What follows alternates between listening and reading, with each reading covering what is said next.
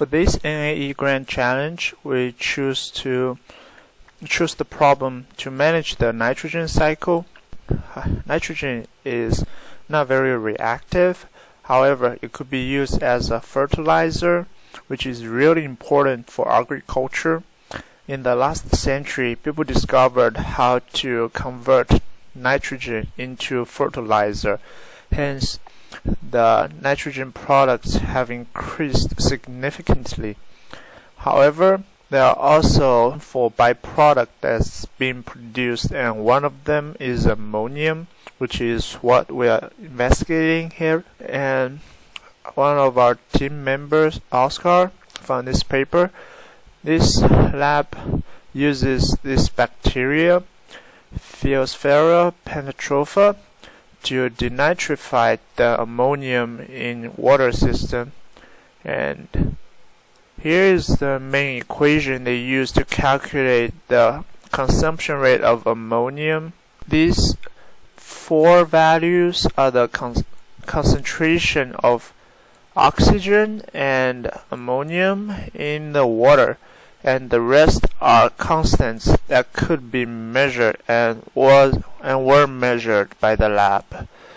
So, using this model with given data of the concentration of oxygen and ammonium in the water, we could calculate the ammonium consumption rate using this bacteria in that water system.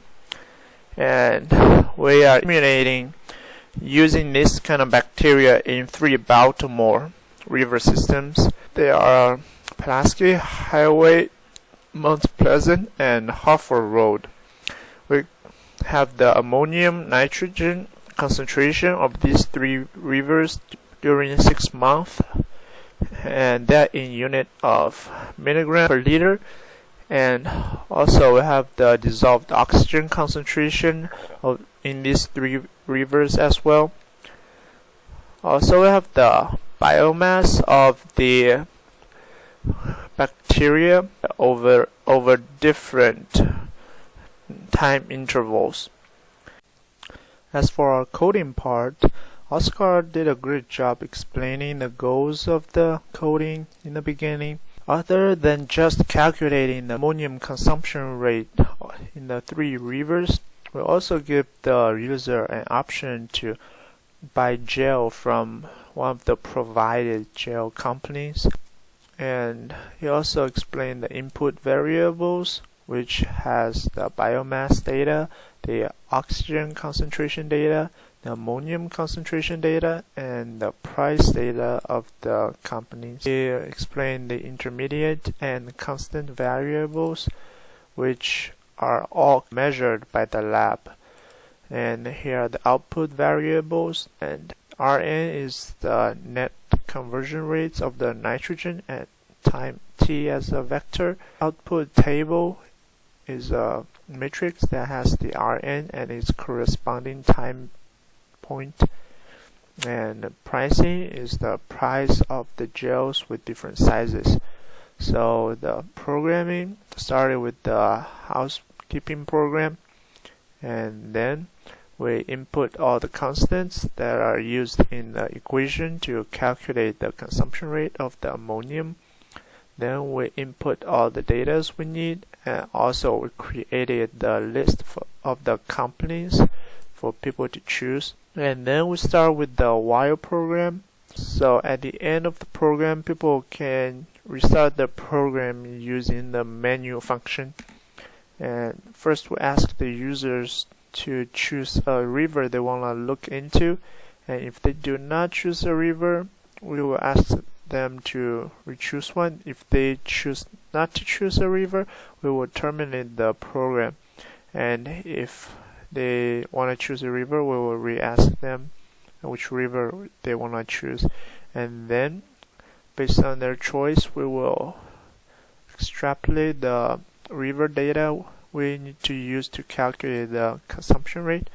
Because data that's used in the equation are all SI units, whereas the data of the concentration of nitrogen and ammonium from the data files are in milligram per liter.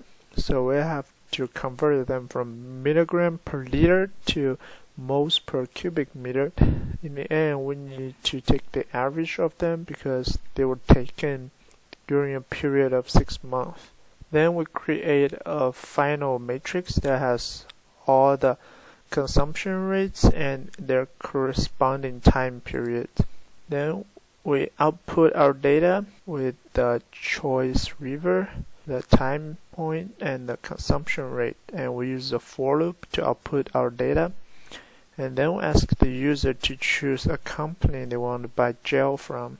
And if do not choose one, the program will terminate automatically. They choose a company or use string comparison to find the name of the company, and then we use a find function to find the rows and column of the company in the data file, and then we find the corresponding pricing of that company. Then we output the pricing of the gels in that company using the same format.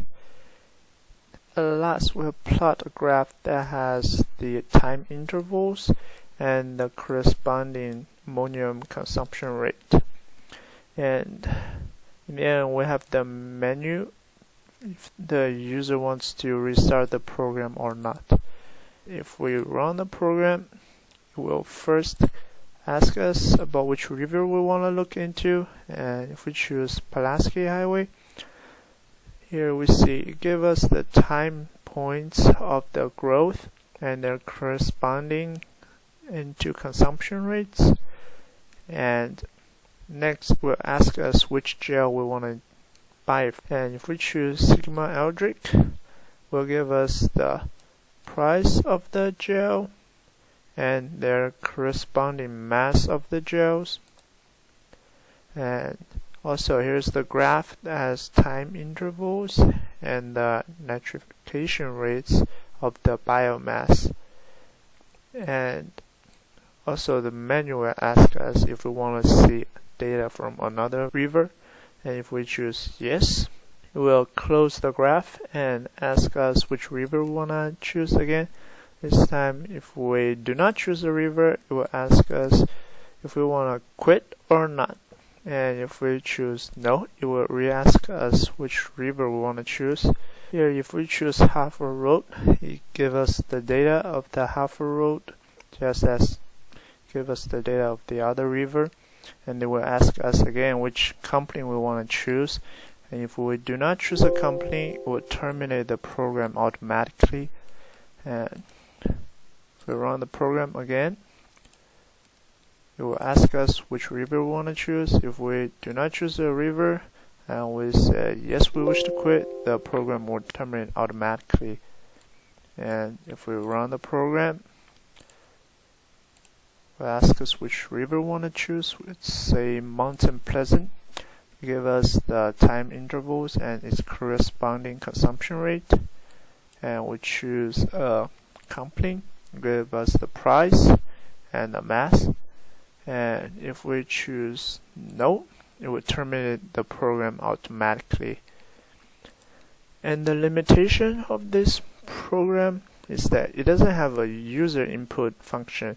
So if another lab has their own data and they wish to input into this program, they have to modify the data from the original data file, which is kind of difficult. But this kind of model helps lab members to simulate their products and the data they got from their lab measurement into real life.